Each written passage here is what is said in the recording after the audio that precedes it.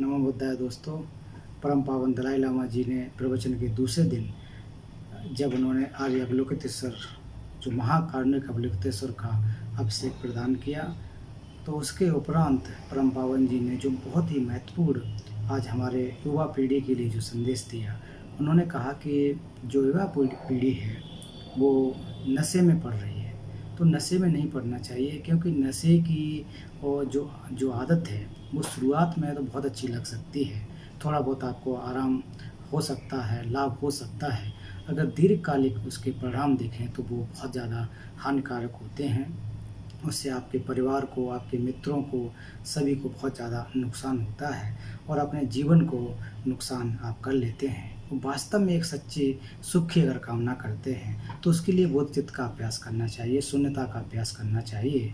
शून्यता और बोधचित्त का अभ्यास करने से आप जो सुख चाह रहे हैं, जो ड्रग्स के माध्यम से, दारू के माध्यम से, सिगरेट, बीड़ी इसके माध्यम से प्राप्त करना चाह रहे हैं, वो बोधचित्त के अभ्यास से आप प्राप्त कर सकते हैं।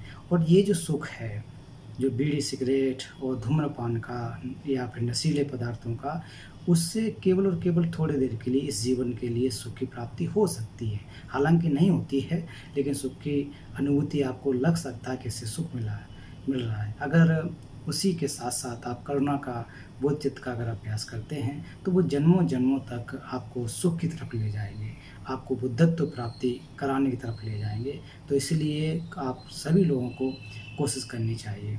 और आप लोग अगर मेरे में श्रद्धा रखते हैं, मुझको अगर आप सम्मान देते हैं, मेरे में आपकी आस्था है, तो आपको इन चीज़ों से बचना चाहिए। नशीले पदार्थ से बच करके बोधचित्त का अभ्यास करना चाहिए, शून्यता का अभ्यास करना चाहिए, जिससे कि आप अपने जीवन को सार्थक बना सकते हैं। अपने जीवन को ही सार्थक नहीं, दूसरे लोगों के भी जीवन को सार्थक बना सकते हैं। तो बहुत ही जो परम पावन जी का संदेश था, बहुत ही गंभीर था। परम पावन जी इस विश्व में एक विश्व शांति दूत के रूप में हैं, लोगों को शांति का संदेश देते हैं। और उसके साथ साथ परम पावन जी जो हमारे स्वास्थ्य को लेकर के, पर्यावरण को लेकर के, उस पर भी परम पावन जी संदेश देते हैं, उपदेश देते हैं। और वास्तव में दोस्तों सच बात तो यही है कि जितने लोगों ने भी धूम्रपान या फिर जो नशीले पदार्थों का उपयोग करके सुख की प्राप्ति करनी चाहिए, तो उसके वो उल्टा ही होता है। बाहर से जाकर के दारू, शराब इत्यादि पी करके जब आते हैं तो घर में आकर के बाल बच्चों के साथ में, परिवार के साथ में झगड़े करते हैं, मारपीट होती है। और बहुत लोगों को आपने देखा होगा कि जो काफ़ी धनाढ्य लोग थे, पैसे वाले लोग थे, तो उनका जो धन है धीरे धीरे दारू में चला गया, पूरी ज़मीन की ज़मीन बिक गई। पत्नियों के, माफ़ कीजिए, बहुवचन यहाँ उपयोग किया, जो पत्नी है उनके गहने बिक गए, बच्चों की पढ़ाई रुक गई, खेत बिक गए, मकान बिक गए, जायदाद बिक गई, लोग कंगाल हो जाते हैं। मैंने अपनी इस छोटी सी ज़िंदगी में भी बहुत सारे लोगों को देखा है कि अपने जीवन का तो मैंने इस छोटी सी ज़िंदगी में भी देखा है कि लोग अपने जीवन को तो बर्बाद कर ही लेते हैं, उसके साथ साथ पूरे परिवार को, दोस्तों को, मित्रों को, पूरे खानदान को ले डूबते हैं। तो ये वास्तव में ये बहुत ही खतरनाक चीज़ है, इससे हमें बचना चाहिए। और सद्धर्म में जो लग गया है तो उसका जीवन सार्थक हो गया, उसके परिवार ठीक हो गया, समाज ठीक हो गया, लोग उसको सम्मान देते हैं। अगर मान लीजिए कि आप दारूबाज हैं तो सबसे ज़्यादा जो प्रभाव पड़ता है वो आपके बच्चों पर पड़ता है। जब वो स्कूल में जाते हैं या फिर समाज में कहीं जाते हैं तो लोग बड़ी हीन भावना से देखते हैं, अरे तुम्हारा बाप तो दारू पीने वाला है, तुम्हारा बाप ऐसा है, तुम्हारा माँ ऐसा है, भाई ऐसा है ना। तो अलग अलग जो ताने सहने को मिलते हैं वो ठीक नहीं होते हैं, इसलिए हमें इनसे बचना चाहिए। ये परम पावन जी का जो संदेश है वो वास्तव में हम सभी को मानना चाहिए। इसलिए नहीं कि एक बौद्ध भिक्षु कह रहे हैं, इसलिए नहीं, एक बड़े के रूप में, एक शिक्षक के रूप में। और उनके अनुभव हैं, उन्होंने देखा हुआ है कि इस समाज में क्या हो रहा है, लोग कितने कितने इससे परेशान हैं। जब बहुत सारे लोग मैंने अपने आँखों से देखे, अपने मित्र देखे हैं कि जो नशीले पदार्थों के माध्यम से फिर वो इतने ज़्यादा बीमार हो जाते हैं, कैंसर इत्यादि से पीड़ित हो जाते हैं, फिर उनका सारा का सारा कुछ बिक जाता है। बहुत सारे लोग मेरे पास आकर के भी अनुरोध करते हैं कि हमको दवाई दिलवाई जाए, जो क्योंकि तिब्बती दवा जो कैंसर के लिए भी बहुत लोग आते हैं, धर्मशाला में बहुत सारे लोग आते हैं कि मुझे भी उसकी दवा प्राप्त हो जाए, मैं इस पेशेंट को दिखाना चाहता हूँ, तो उम्मीद लेकर के आते हैं। और ज़्यादा से ज़्यादा जो कैंसर के लोग पीड़ित हैं वो इन्हीं वजह से, बीड़ी सिगरेट की, दारू की वजह से पीड़ित होते हैं। तो उनके पूरे के पूरे परिवार खराब हो जाते हैं, बहुत ज़्यादा परेशान हो जाते हैं। तो इसलिए मित्रों, भाइयों बहनों जो भी हैं, आप लोग जो सेवन इसका करते हैं वो दीर्घकालिक नहीं है, लाभदायक नहीं है, इसको हमें त्याग देना चाहिए, उससे कुछ भी लाभ नहीं होगा। तो क्योंकि ये हम सबको बर्बाद करता है। नशीली पदार्थों से बच कर के अध्ययन पर ज़्यादा ध्यान दें, धार्मिक क्षेत्र में लगें। और मेरा यहाँ या परम पावन जी का धर्म का अभ्यास करने का मतलब सिर्फ यही नहीं कि आप बौद्ध धर्म का ही अभ्यास करें। आप जिस पंथ परंपरा में अभ्यास करें उस सब में करुणा, मैत्री, भाईचारे की बात कही जाती है, तो उसको अच्छे से अपना करके धारण करें, स्वयं में अपने आप में परिवर्तन लाएं, लोगों में परिवर्तन लेकर के आएँ, लोगों को अच्छा बताएं, तो शायद ये अच्छा हो सकता है, बहुत सारे लोगों का हित हो सकता है। आप एक समाज में अच्छे उदाहरण बन सकते हैं, क्योंकि समाज में दो ही तरह से नाम होता है, या तो आप बहुत खराब व्यक्ति बने या बहुत अच्छे व्यक्ति बने। अगर अच्छे व्यक्ति बनेंगे तो लोग लंबे समय तक याद रखेंगे, और उसके विपरीत अगर खराब व्यक्ति बनते हैं, दारूबाज बनते हैं, चोर, लफंगे, लुच्चे इस प्रकार से बनते हैं, तो आपको गलत के रूप में देखा जाएगा, उससे परिवार के लोग परेशान होंगे, उनके ऊपर भी लांछन लगेंगे। तो इन चीज़ों से हमें बचना चाहिए, कोशिश करना चाहिए। परम पावन जी के बताए जो उपदेश हैं, ऑफ कोर्स जो बौद्ध हैं उनको तो अनुसरण करना ही चाहिए, और जो बौद्ध नहीं हैं फिर भी उनको एक महापुरुष के रूप में देख करके, एक बड़े अपने क्या कहा जाए कि परिवार के सदस्य के रूप में, इस विश्व के एक सदस्य के रूप में उनके जो विचार हैं उनको मानना चाहिए और लोगों तक पहुंचाने की कोशिश करनी चाहिए।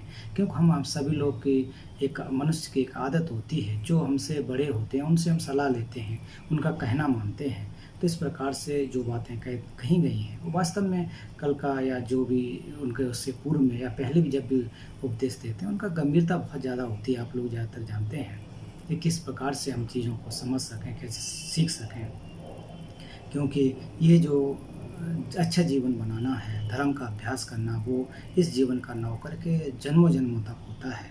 और जब हम अच्छे व्यक्ति बनेंगे, अभ्यास करेंगे, कुशल कर्म करेंगे, तो निश्चित रूप से हमें जो हमारा एक पायदान है वो बुद्धत्व की तरफ ले जाएगा। हमारे क्लेश कम होंगे।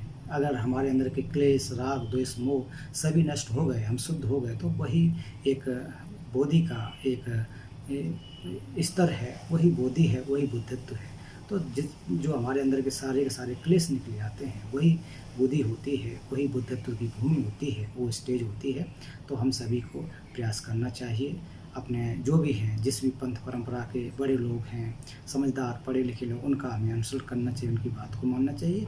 तो ये छोटा सा क्लिप आप देख सकते हैं, इसका जो सार है मैंने यहाँ पर आपके समक्ष रखा है, तो इसके सार को आप सुने। जो तिब्बती जानते हैं वो इस सार के माध्यम से भी, इस छोटे से वीडियो क्लिप के माध्यम से भी सुन सकेंगे कि परम पावन जी क्या करना चाह रहे हैं। आप सभी को बहुत बहुत धन्यवाद। नमो बुद्धाय। So, 니지 처부 사문다네. 술이네 팬심시하지. 집에 계셔버렸다. 말한저 지금 생活 나올라. 지금 소소 지금 시부진 상보다네. 지금 밀을 수쇼다야 서로 통중지하고 서로 근데 남이 안 맺히고. 아니. 술이네 그 시타고네 팬심이야 오지게.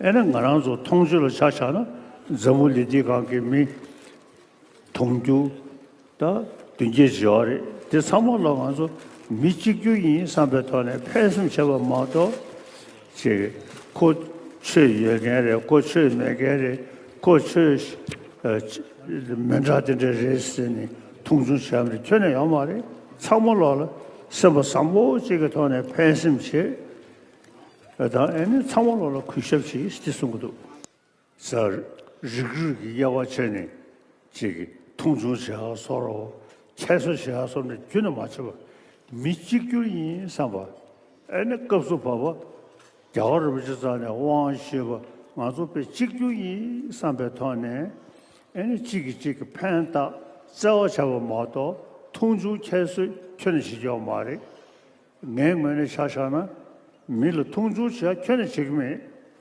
어케난즈 때가 내신 엔 겨울을 전에 다 천지 쉬체 탐지인 저 요리 미수투네 잠재 때마도 총중시야 통주시야 된데 견에 맞춰서 그걸 팬심제 심령과 야오주 중에 도스 나셔와 제차는 애니 림베긴 캐나즈 기기 다음에 제네시가 왕톰니 지금 박사 상부주 샤샤버디 애니고 네버로야 깔레깔레 처러 친세 타르 애니 소소러니 파고 제네시스 교야시기 디용구리 애니 사mol로 심기보다 롯데고 전 주로나 경상 가라서 지소 나로라 지 냐다 태양스가 서로 그와 된적이 딱고 지 가서 그래 채색이 딱 가다 지 나지고야 서로 된절 애니 지 가서 그래 리부 잠만다 사야 서로 데저트디 풀이야 판도 개 요마리 다 소소 파고전에서 곰니 성상부저 대되기 로게 서베 자자 동자人类야 판도 요리 다 다가서 채색이 냐다 태양 서로 지금 타마 지금 태양 서로 된지 지기 되네 그 채색이 그거 찬시지기 마도 가다 소소 수고를 내야 지속을 나로 내야래 사진의 인도 된지 제게 제 가서래 미진의 증행을 때니 소소의 랜드로 전이 지겨 말이 소소소 맞좀 데게 장장이 겨울을 산에 와시베 당에 지머르고 지어 말이 삼어디 삼동쇼아